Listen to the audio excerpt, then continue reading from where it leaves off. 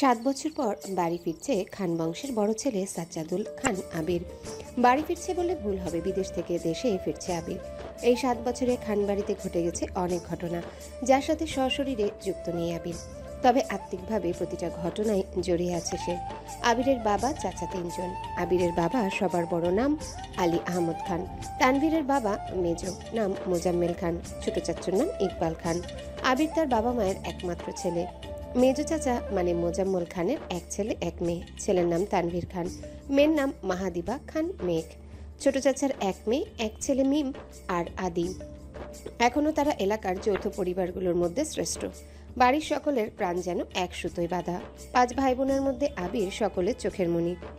আবিরের জন্মের পর তার বাবা মা দ্বিতীয় সন্তান নেওয়ার চিন্তাই করেননি। এইচএসসি পর্যন্ত সে বাড়িতেই ছিল সবার নয়নের মণি। আবিরের চাঞ্চল্যে মেতে থাকতো খানবাড়ি। আচমকা যেন পরিবেশটা পাল্টে গিয়েছিল। 18 বছর বয়সে আবিরের হঠাৎ করে স্কলারশিপে বিদেশে পড়তে যাওয়া বাড়ির সকলের সাথে শারীরিকভাবে যেমন দূরত্ব বেড়েছিল, তেমনি দূরত্ব বেড়েছে মানসিকভাবেও। 7 বছর পূর্বের আবিরের সাথে বর্তমান আবিরের আকাশ পাতাল পার্থক্য। দেখেও যেন চেনার কোনো উপায় নেই। 6 ফুট লম্বা ছেলেটা, গায়ের রং শ্যামলা, গাল ভর্তি চাপদাড়ি, চুলের স্টাইল কোনো নায়কের থেকে কম না। তার ফ্যাশন আর লুকে যে কোনো মেয়ে এক দেখাতেই প্রেমে পড়তে বাধ্য। প্লেনে বসে আবির অবলীলায় ভেবে যাচ্ছে অতীতের ফেলে আসা স্মৃতিগুলো। সেই চাঞ্চল্যকর মুহূর্তগুলো এখন শুধুই স্মৃতির পাতায়। মাকে রেখে এসেছিল সেই যৌবনের প্রথম দিকে, যখন তার বয়স ছিল 18। সেই সময় মাই ছিল তার একমাত্র বন্ধু। আজ সে 24 বছরের যুবক। এতগুলো বছরের একটা দিনও বাদ যায়নি মায়ের সাথে ফোনে কথা বলেনি সে। বাড়ির সকলের সাথে মোটামুটি কথা বলার চেষ্টা করেছে। ছোটবেলার স্মৃতিগুলো ভাবতে ভাবতে নিজের দেশে পৌঁছে গিয়েছে আবির। এয়ারপোর্টে আবিরের বাবা আলী আহমদ খান আর তানভীর দাঁড়িয়ে আছে। তানভীর সম্পর্কে তার চাচাতো ভাইয়ের বয়সে 2 বছরের ছোট, কিন্তু দুজন দুজনের বেস্ট ফ্রেন্ড আর কলিজার বন্ধু। তানভীর আবিরকে দেখে দৌড়ে এসে জড়িয়ে ধরল। এই 7 বছরে একবারের জন্য বাড়ি ফেরেনি আবির, তবে প্রতিনিয়ত কথা হয় আবির আর তানভীরের। আবির তার আব্বুকে সালাম করে জড়িয়ে ধরে। তারপর বাড়ি ফিরে তিনজন। বাড়িতে যেন হই হই রই রই ব্যাপার। হবেই নাই বা কেন? বাড়ির বড় ছেলে এত বছর পর বাড়ি ফিরেছে। রান্নাঘরে বাহারি রকমের রান্নার ধুম পড়েছে মা চাচিদের। হঠাৎ দরজায় আবিরকে দেখে সবার মধ্যে হইচই শুরু হয়ে গেছে। আবিরের আম্মু দৌড়ে এসে জড়িয়ে ধরলেন ছেলেকে। আবেগ আপ্লুত হয়ে মাকে জড়িয়ে ধরল আবির। মমতাময়ী মাকে সেই 7 বছর আগে ছুঁয়েছিল, আজ এত বছর পর মায়ের ছোঁয়া পেল আবির। মা চাচিদের সালাম করলো। সোফায় বসিয়ে ছেলেকে একের পর এক শরবত নাস্তা দিতে ব্যস্ত সবাই। এর মধ্যেই উদয় হলো মিম আর আদির। মিমের বয়স 14 বছর। তার ছোট ভাই আদির বয়স মাত্র 10 বছর। আদি এখন এই বাড়ির সবচেয়ে ছোট। আবির যখন দেশ ছেড়েছিল তখন আদির 3 বছর হয়েছিল মাত্র।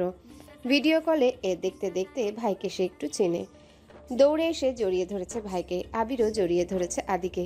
মিমও আবিরের পাশে বসেছে, খোশ গল্প করছে সবাই মিলে। আদি জিজ্ঞাসা করছে, ভাইয়া, আমার জন্য কি এনেছো?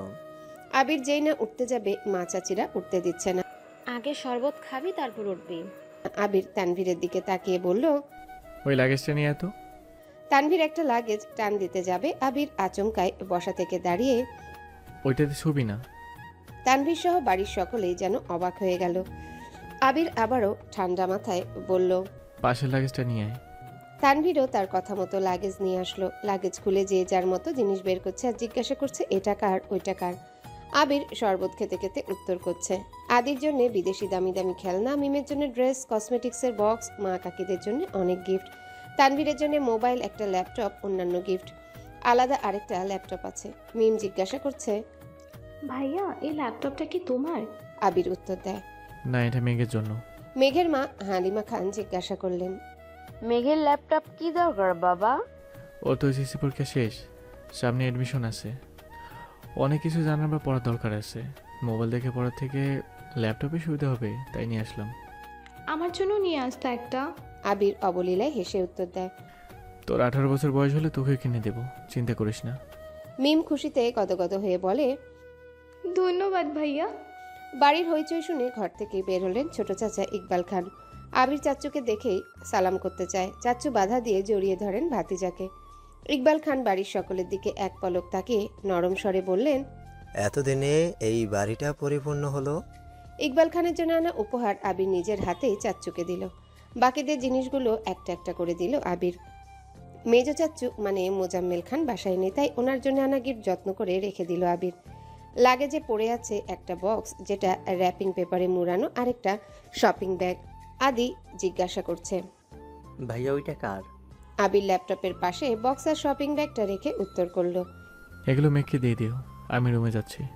ইকবাল খান এক পলক সবার দিকে তাকিয়ে জিজ্ঞাসা করলো। মেঘ কোথায়? হালিমা খান উত্তর দিলেন। ও তো কোচিংয়ে গেছে, এতক্ষণে তো চলে আসার কথা।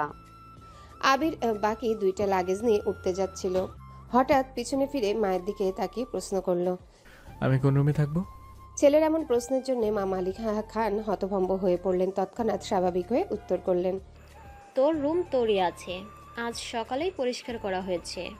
আবির কোনো কথা না বলে দুই লাগেজ নিয়ে উঠতে গেলে তানভীর এগিয়ে আসে। আমায় দাও, আমি নিয়ে যাচ্ছি। আবির একটা লাগেজ তানভীরের দিকে এগিয়ে দেয়, নিজে আরেকটা লাগেজ সযত্নে নিয়ে সিঁড়ি দিয়ে উঠতে থাকে। ততক্ষণে দরজায় এসে উপস্থিত হয় এই বাড়ির বড় মেয়ে মাহাদিবা খান মেঘ। মিম মেঘকে দেখেই দৌড়ে এসে বলে। আপু আপু, আবির ভাইয়া এসেছে। মেঘ সিঁড়ির দিকে তাকায়। লম্বা স্বাস্থ্যবান সুপুরুষ দেহী একজন হাতে লাগেজ নিয়ে সিঁড়ি দিয়ে উঠছে, শুধু পিছনটা দেখা যাচ্ছে। মেঘ ভেতরে ঢুকে সবার হাতে গিফট দেখে এদিক সেদিক তাকায়। ততক্ষণে আবির নিজের রুমে চলে গিয়েছে। মেঘের মা হালিমা খান মেয়ের দিকে এগিয়ে এসে বলে। তোর জন্য গিফট এনেছে। মেঘ তাকিয়ে বলে। কি গিফট? সোফায় রাখা ল্যাপটপের দিকে চোখ পড়ে মেঘের, ছুটে যায় ল্যাপটপের কাছে। এটা কি আমার? হ্যাঁ আপু, এটা তোমার। বক্সটা আর শপিং ব্যাগটাও তোমার। ল্যাপটপটা ঘুরিয়ে ফিরিয়ে দেখছে মেঘ, যেন আকাশ কুসুম কিছু পেয়ে গেছে। তারপর শপিং ব্যাগটা খুলে দেখলো দুইটা ড্রেস মনে হচ্ছে। সে ল্যাপটপ আর বক্সগুলো নিয়ে রুমের দিকে চলে যায়। এত বছর পর নিজের রুমটা আশ্চর্যান্বিত নয়নে দেখছে আবির।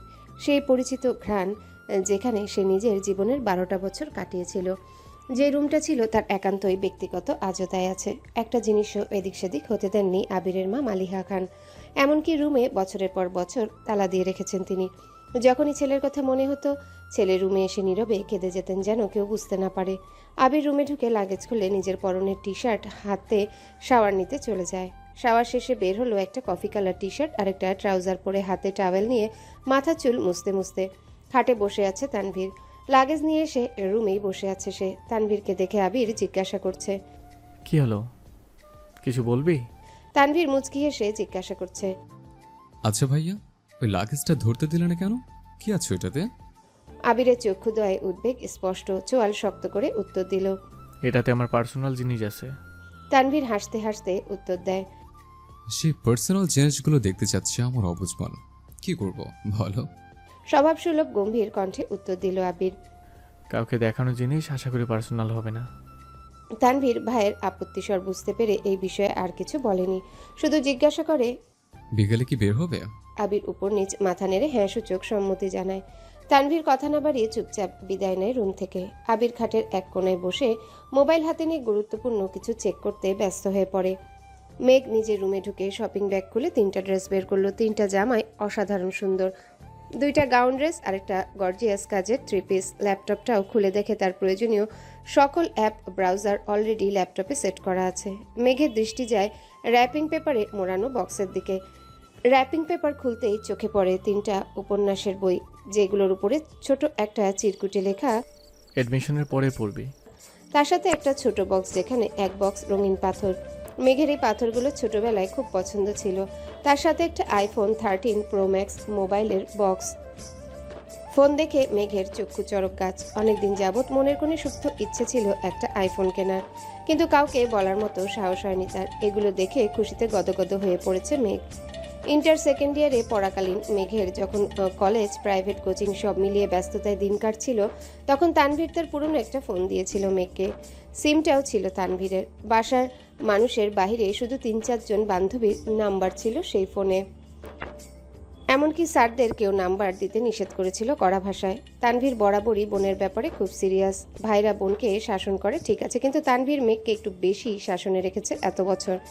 এইচএসসি পরীক্ষা চলাকালীন সময়ে নিজের মায়ের পেটের ভাই তানভীরকে খুব সাহস করে বলেছিল, ভাইয়া ভাইয়া, পরীক্ষা শেষ করে আমায় একটা নতুন ফোন কিনে দিবা? অগ্নি দৃষ্টিতে তাকিয়েছিল তানভীর, যেন মস্ত বড় অন্যায় করে ফেলেছে। তারপর মেঘ নতুন ফোনের আশা পুরোপুরি ছেড়ে দিয়েছিল। আজ সে না চাইতেই আইফোন পেয়ে গেছে, ল্যাপটপ পেয়ে গেছে, এ যেন মেঘ না চাইতেই জল। আনমনে ভাবছে, মনে হয় তানভীর ভাইয়া বলেছে ফোন আনতে, আর ল্যাপটপ আনতে, না হলে উনি কিভাবে জানবে আমার ফোন নেই? এদিকে 1 ঘন্টা যাবৎ ফোনে মনোযোগ দিয়ে কি যেন কাজ করছে আবির। হঠাৎ আদি দৌড়ে এসে দরজায় দাঁড়ায়। ভাইয়া তোমায় খেতে ডাকছেন। জার্সি। 10 মিনিটের মধ্যেই সাদা শার্ট পরে রেডি হয়ে নিচে নামলো আবির। এই সময় তেমন কেউ নেই নিচে। বিকাল 4টা বাজে, সবার খাওয়া শেষ অনেক আগে। মালিহা খান বসেছিলেন ছেলের জন্যে।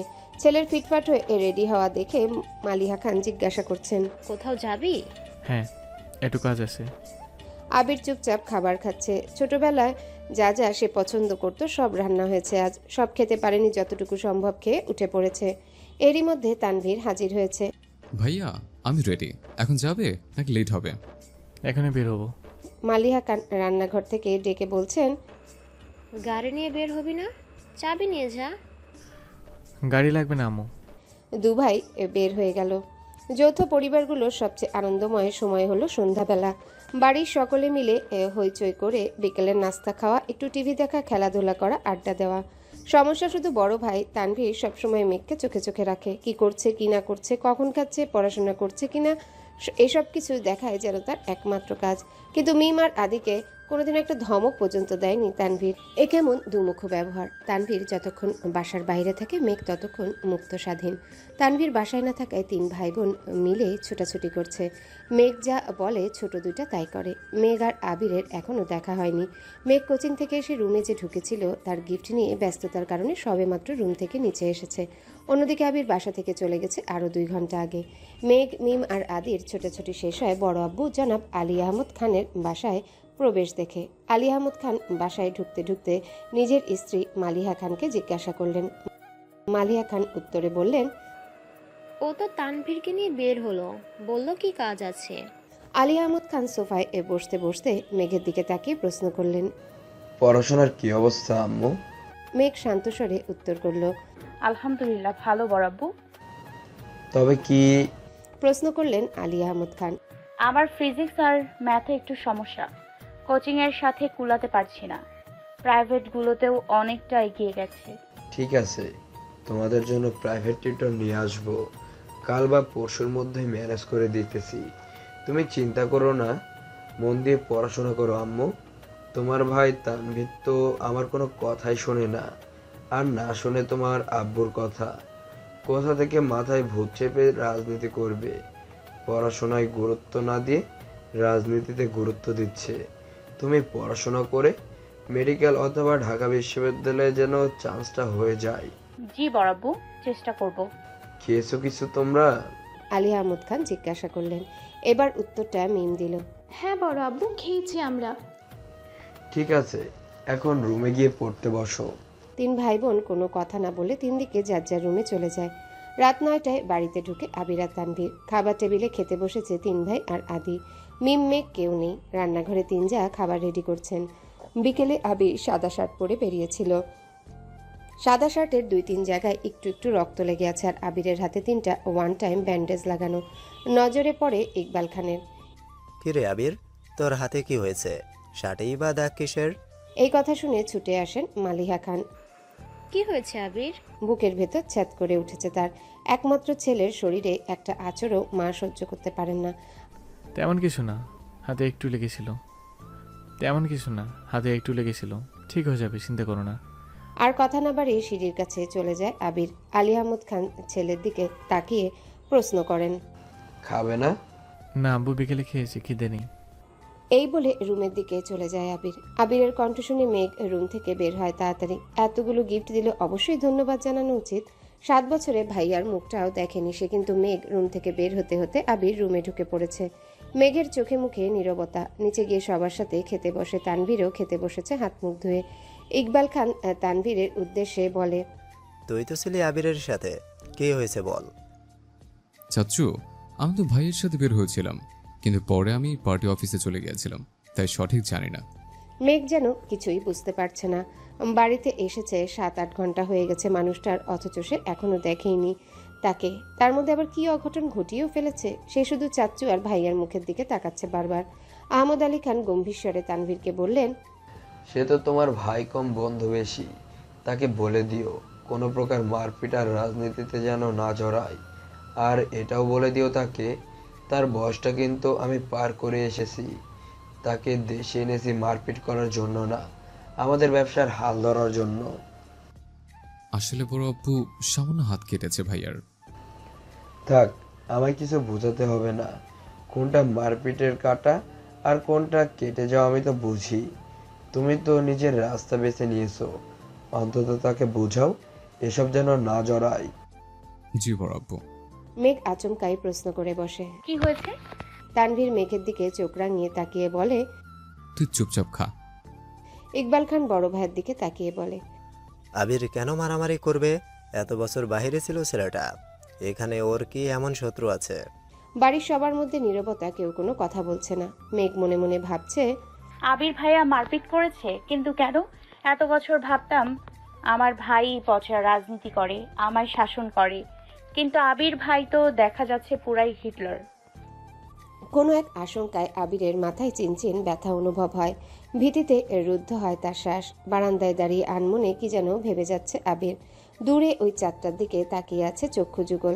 এক মুহূর্তের জন্য সরছে না, পল্লবও পড়ছে না একটিবার তার দুর্বোধ্য দৃষ্টি।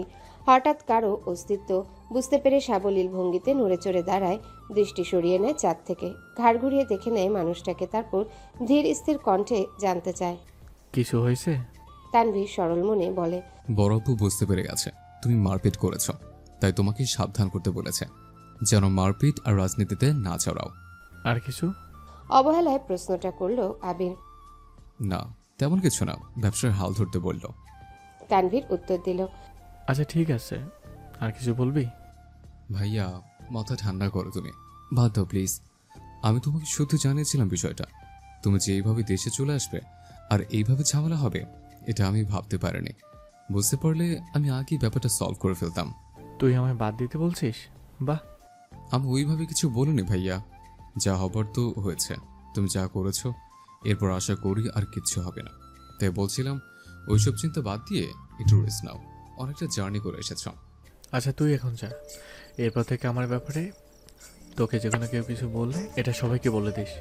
এত বছর বাইরে ছিলাম, এখন তো বাড়িতে আসছি, যার যা কথা সব যেন আমায় বলে সরাসরি। আর আগামীকাল 12টার আগে কেউ যেন ডাকতে না আসে আমায়। আচ্ছা আমি আসছি। এতক্ষণে মেঘে ঢেকে গেছে চাঁদ। অসীম দূরত্বে তাকিয়ে কি যেন ভাবছে ছেলেটা। তারপর রুমে ঢুকে দরজা আটকে ব্যাগ থেকে একটা সিগারেট বের করে বারান্দায় বসে সিগারেট জ্বালিয়ে ঠোঁটে ধরে। দৃষ্টি পড়ে দূরে গাছের পাতার ফাঁকে ল্যাম্পপোস্টের ক্ষুদ্র আলোর দিকে। তার নিচে 2-3টা কুকুর আপন মনে চিল্লাচিল্লি করছে। সিগারেট খাওয়াটা আবিরের নিত্যদিনের অভ্যাস না। যখন সে খুব রাগান্বিত বা চিন্তিত থাকে, বা যখন নিজেকে কন্ট্রোল করার সব শক্তি হারিয়ে ফেলে, তখন সিগারেটের ধোঁয়ার মধ্যে নিজের কষ্ট, রাগ, চিন্তার অভিমানগুলোকে উড়িয়ে দেয়। সিগারেটে কয়েকটা টান দিয়ে সিগারেটটা ফেলে দেয়। তারপর টান টান হয়ে শুয়ে পড়ল নিজের বিছানায়। মাথার নিচে দুহাত রেখে চোখ বুঝল। মেঘ খাবার খেয়ে রুমে এসে 2 থেকে 3 ঘন্টা টানা পড়াশোনা করলো। এইচএসসি পরীক্ষা শেষ হলো, 1 মাসও হয়নি, কিন্তু পড়াশোনা যেন 3 গুণ বেড়ে গেছে। অ্যাডমিশন একটা মস্ত বড় যুদ্ধ, আর যার একমাত্র অস্ত্র হলো পড়াশোনা, তার সাথে অঙ্গাঙ্গিভাবে জড়িয়ে আছে ভাগ্য। এইচএসসির রেজাল্ট কবে দিবে ঠিক নেই, পাশ করবে কিনা তাও জানা নেই, কিন্তু অনিশ্চিত ভবিষ্যতের জন্য প্রস্তুতি আগেভাগেই নিতে হচ্ছে। বয়সের তুলনায় মেয়েটা পড়াশোনা একটু বেশি এগিয়ে গেছে। 18 বছর বয়সে পা দিল, সবেমাত্র 2 মাস হয়েছে। তার মধ্যে এইচএসসি পরীক্ষা শেষ। কয়েক মাস পরে সে স্নাতক শিক্ষার্থী হতে চলেছে। ভাবতেই কেমন যেন নিজেকে বড় বড় মনে হয় মেঘের। পড়াশোনা শেষ করে নিজের বিছানায় শুয়েছে, হাতে তার নতুন মোবাইল, কিন্তু করবে কি সে? না আছে ফেসবুক, আর না আছে অন্য কোনো অ্যাকাউন্ট। ইউটিউবে ঢুকে কয়েকটা ভিডিও দেখে মোবাইল রেখে দেয়, শুয়ে ভাবতে লাগে। আবির ভাইকে ধন্যবাদ জানানো দরকার। কিন্তু সে তো ভয়ে দাঁড়াতেই পারবে না আবিরের সামনে। পুরনো স্মৃতিগুলো ভাবতে থাকে। মেঘ সবে মাত্রই 5ম শ্রেণীতে উঠেছিল। বয়সের গণ্ডি 9 থেকে 10-এর মাঝামাঝি। তখন মেঘের একটা বন্ধু হয়েছিল, নাম জয়। ছেলেটাকে স্কুলে নতুন এসেই বন্ধুত্ব করেছিল মেঘের সাথে। ছোটবেলায় পিচ্চিদের বন্ধুত্ব যেমন ছিল, চকলেট শেয়ার করা, টিফিন শেয়ার করা, একসাথে খেলাধুলা করা, একটা সপ্তাহ হয়নি তাদের বন্ধুত্বের। 7 দিনের মাথায় আবির স্কুলে গিয়ে মেঘকে আর জয়কে একসাথে খেলতে দেখে। স্কুলের সবার সামনে মেঘের গালে কয়েকটা থাপ্পড় বসিয়ে দিয়েছিল। তোকে যদি আর কোনোদিন কোনো ছেলের সাথে কথা বলতে বা খেলতে দেখি, তাহলে তোর খবর আছে। তারপর বোনকে টানতে টানতে বাড়িতে নিয়ে আসে। একটাবার বোনের দিকে তাকিয়েও দেখেনি, দুগালে আবিরের 5 আঙ্গুলের দাগ বসে গেছিল। সেই যে থাপ্পড় দিয়েছিল মেঘ, এক সপ্তাহ জ্বরে পড়েছিল। মেঘ ছোটবেলা থেকেই খুব অভিমানী ছিল। সেই ছোট্ট মেয়েটাই থাপ্পড়ের ভয় আর আতঙ্কে আর কখনো আবিরের দিকে চোখ তুলে তাকায়নি। কথা বলা তো দূরের বিষয়, আবির বাসায় থাকাকালীন রুম থেকে বেরই হয়নি মেঘ বালিকা। আবিরও কখনো খোঁজ নেয়নি মেয়েটার। ছোট্ট মেঘের মনে তখনই জন্ম নেয় আবির ভাইয়ের প্রতি অভিমান, সীমাহীন অভিযোগ, কষ্ট আর বিতৃষ্ণা। 2 বছর পর দেশ ছাড়ে আবির। এই সময়ের মাঝে মেঘ আবিরের সাথে এক টেবিলে খেতেও বসতো না। আবিরকে দেখলেই যেন ছুটে পালাতো মেঘ। আবির বিদেশে চলে যাওয়ার পর মেঘ আবিরের ভয় থেকে নিজেকে সাবলীল করে আপন ও মনে রাজত্ব করতে থাকে খানবাড়িতে। আবিরের পাশের রুমটাই তার দখলে চলে আসে। আবির থাকলে হয়তো কখনোই সেই রুমে আসতো না। বিদেশে যাওয়ার পর আবির সবার সাথে ভিডিও কলে কথা বলেছে, কিন্তু কথা হয়নি মেঘের সাথে। 2-1বার মেঘের কথা জিজ্ঞাসা করেছিল ঠিকই, কিন্তু মেঘ আতঙ্কে কথা বলতেই চায়নি। এরপর থেকে আবিরও কখনো মেঘের কথা জিজ্ঞাসা করেনি। এত বছর পর ভাই বাড়ি এসছে, এখনো দেখা হয়নি তার সাথে। এরই মধ্যে মারপিট করে ফেলেছেন। ছোটবেলার অনুভূতি প্রকাশ করতে না পারলেও আজ আবিরের কর্মকাণ্ডের কথা শুনে মেঘের মনে একটা নামই ঘুরপাক খাচ্ছে, সেটা হলো হ্যালো বন্ধুরা, পরবর্তী পার্ট খুব তাড়াতাড়ি আসবে, তো সবাই অপেক্ষায় থাকো। আর চ্যানেলটি যারা এখনো সাবস্ক্রাইব করোনি তারা পরবর্তী পার্ট দেখার জন্য চ্যানেলটি সাবস্ক্রাইব করে রেখো। ধন্যবাদ সবাইকে, আমাদের সাথেই থেকো।